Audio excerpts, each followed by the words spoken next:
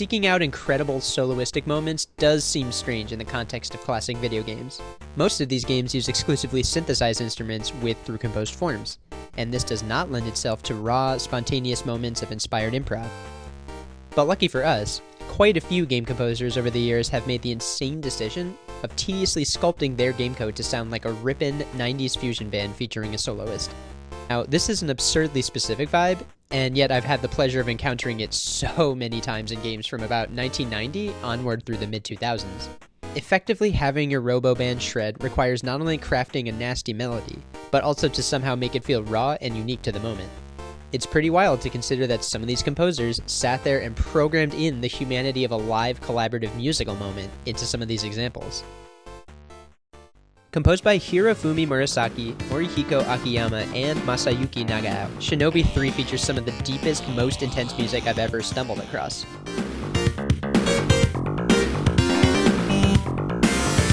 It's kind of absurd how hard it slaps, and how not cautious it is.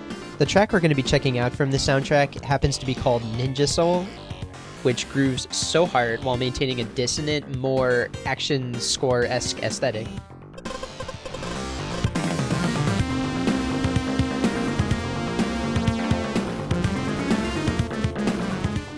A technique soloists use to create dissonance is playing notes which aren't diatonic.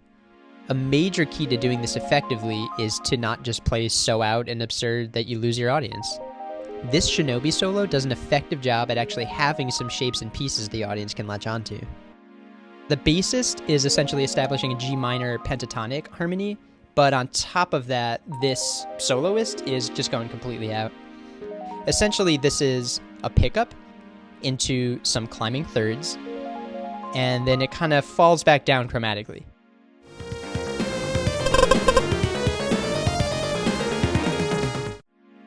Now, jazz musicians spend basically their whole careers working on this balance between going out and then coming back in, making it all the more impressive that these composers were somehow able to convey something like that moment in a programmed piece.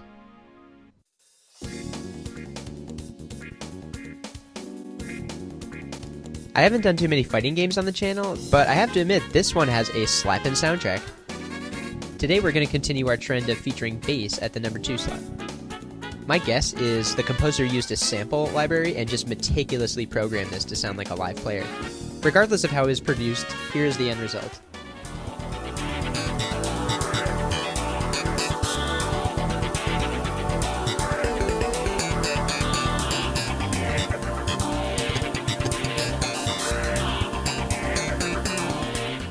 There are just too many individual licks within this moment to analyze piece by piece. That would be its own 15-minute video.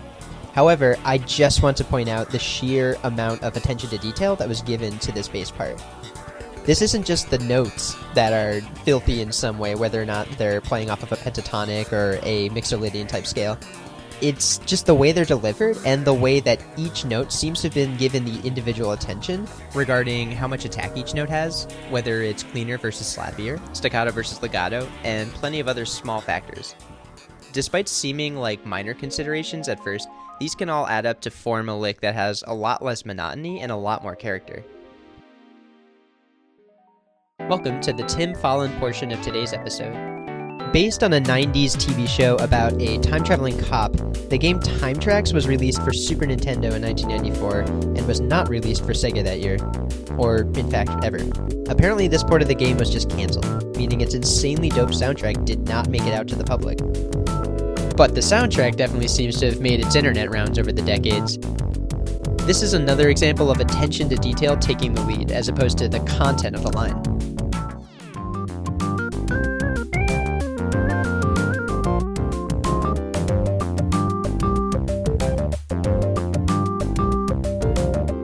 Speaking as a professional keyboardist, I am just in awe at how accurately Tim nailed this moment of live organ figures.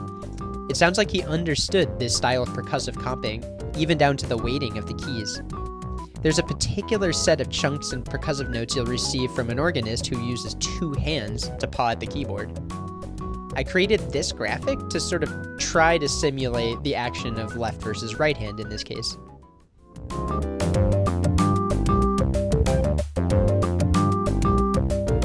Now now it's time for the Jun Chikuma section. Jun Chikuma sort of completely breaks the 90s fusion band vibe, but that's okay because she just breaks almost every other convention. She is an incredible artist, and here's a link to some recent work of hers. Anyway, what I enjoy about her compositions is it never feels like she just forces complexity for the sake of complexity. All the elements of her music just feel like fresh and usually exciting choices. An example of which is this little interstitial melody between sections of a Bomberman 14.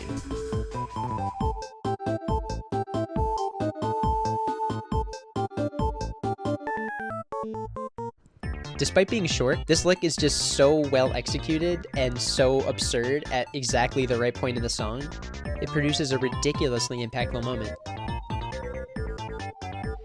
So harmonically, it's not that insane. It starts out with this little chromatic motion, but certainly one of the more insane decisions about it is the fact that it feels diatonic except for the very last note. It does not end resolved, it kind of does the opposite.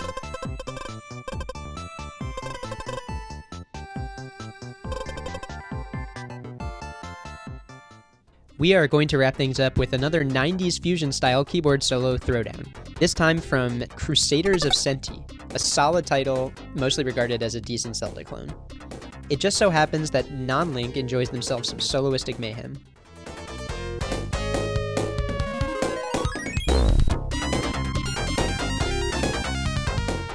So while this song reminds me as a whole of Ninja Soul, it just so happens that this solo is a little bit less out, or non-diatonic, but it's the shape of the melody that in my opinion sets it apart. This first half, there's quite a bit of contour, it's a pretty angular line, but then once you get to this second half, it sort of balances that out by making something much more scalar happen. I find this balancing act in the shape of the line to be pretty fascinating. This is yet another thing that jazz musicians are sort of constantly searching for, this type of balance.